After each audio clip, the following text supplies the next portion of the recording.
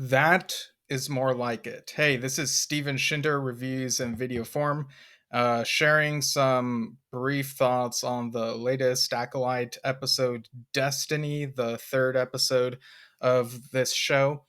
I have to head out soon. I had to work on something and it took up a lot of my time. So, I thought this was a better episode. The first two didn't really impress me that much. I think I collectively gave them a 7, but the more I thought about it, like, I kind of went down to 6 3/4 or something. The acting didn't really do it for me, but in this episode, there's actually some interesting lore here. We see the coven that Aja and May were part of, and there's some really fascinating interactions with the Jedi. They arrive and want to take in these twins as Padawans, and you can't help but think of the Phantom Menace. Leslie Headland watched the Phantom Menace and was really into it. From what I've read that in a couple places, and you can really feel that when they do the test where the Jedi they hold up this device. On the screen you see a picture of what it is. And the Phantom Menace, Anakin guesses what the picture is. He's like, a ship, a cup, a ship, and we see that test playing out here. But one of the twins is told to lie, and when she lies, the Jedi are kind of deceitful. They pretend that their lie is correct, and then they suss out that that she was told to lie about what she sees. And the twins want different things, and ultimately this leads to this moment where I guess this moment is kind of goofy. May says, I'll kill you. She says that to Aja, and then this fire is started. You know, they're asking, Aja's asking, "Where's Mama?" And later we do see that she is dead on the floor, but I think there's more to this. We only see Aja's perspective.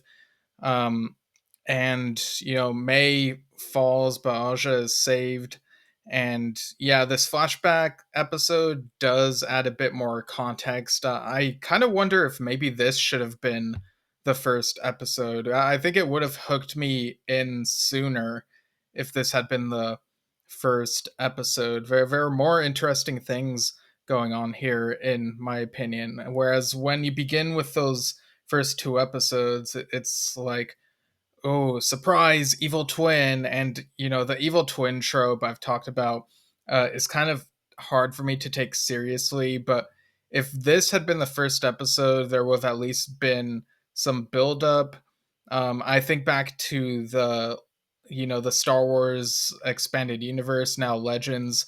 You have the Solo twins, and one of them goes bad, but there's build up, and you can debate whether or not the build up was satisfying, like whether it all made sense. But I feel like I was more accepting of that because of the build up and history and such. So this episode does make me more curious about these mysteries that we've now seen in this episode, and how will the context be filled in going forward. So yeah, I'm a bit more excited for the upcoming episodes than I was before.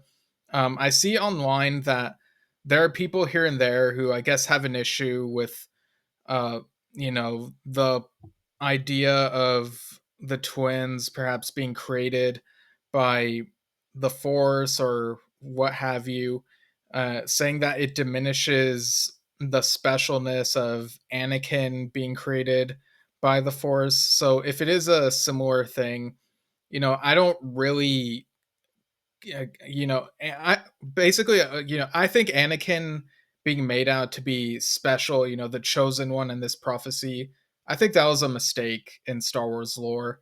The prophecy is not fleshed out in the films themselves, and it kind of diminishes the end of Return of the Jedi a bit. Like the ending shouldn't be about some prophecy that Anakin was destined to fulfill. It should just be about a father saving his son because the father was evil, but now he's good and he loves his son again and saves him. Like that's all that should be about, not like, oh, destroy the Sith, it's the fate of the universe and whatever. Blah, blah, blah, blah, blah. I just think the Chosen One prophecy is was a mistake to add to Star Wars, and it makes fans argue about who the Chosen One actually is, and maybe creatives have gone back and forth, and it does remind me of how in the sequel trilogy, when those movies are coming out, people were arguing about whether Rey is the chosen one and saying that, oh, this diminishes Anakin fulfilling the prophecy. And then they threw in that line in Rise of Skywalker where it's kind of smoothing things out. You hear Anakin saying, "Bring back the balance, Rey, just like I once did." So reinforcing that Anakin is still the chosen one. But I really don't think there needed to be any of this prophecy and chosen one stuff. So I don't mind Anakin being less quote unquote special because of this. I don't really have an issue if the twins were created in a maybe somewhat similar way. There's no father, that type of thing. Um, and I don't know all the specifics, so like who knows, but it could be like I don't know, like maybe they'll go deeper into it, but yeah, those arguments I've been seeing online, like I don't really care. But yeah, overall, this episode it had my attention better, and I guess I'd give it maybe an 8 out of 10, maybe 8 and a quarter out of 10. So yeah, I hope that it just keeps getting better and that the show sticks the landing. So yeah, that's pretty much all I have to say for now. So yeah, that's it for me, and I'll see you all next time.